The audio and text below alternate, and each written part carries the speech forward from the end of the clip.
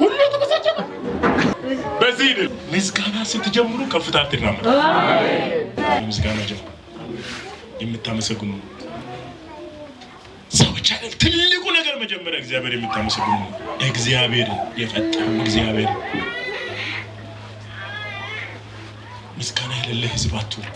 ምስጋና ይብዛላችሁ። አሜን። አመስጋኞቹ ነው የምታመሰግኑ።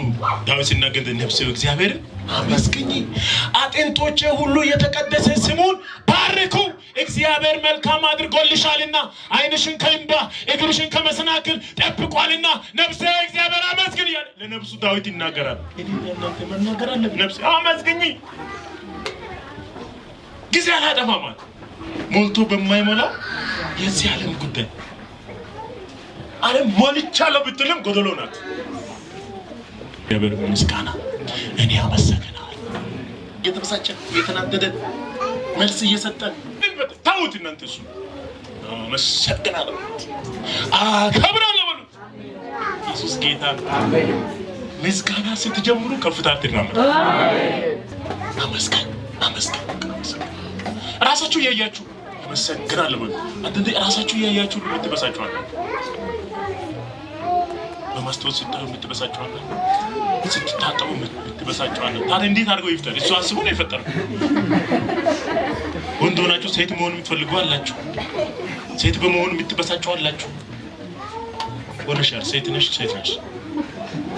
አመስግን ጌታ። ሴት ስለሆንሽ ብቻ አመሰግነው። ሴት አድርገህ ስለፈጠረ ለምን ምክንያት አለ? ለምን አዋቂ ነው እሱ። ወንድ በመሆኑ ይጸጸታል መሰለኝ። አንደኑ ሴት ለምን ድምፁን ቀይሮ እንደ እህቶቻችን ማውራት ይሞክራል።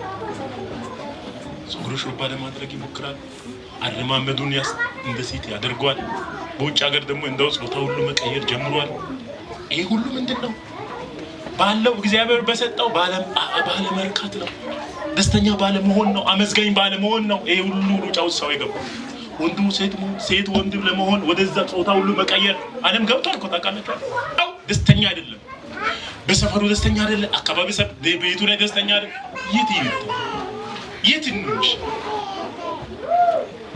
ብር ስለሌለ ነው። ትልቅ ቤት ያለውም ደስተኛ አይደለም።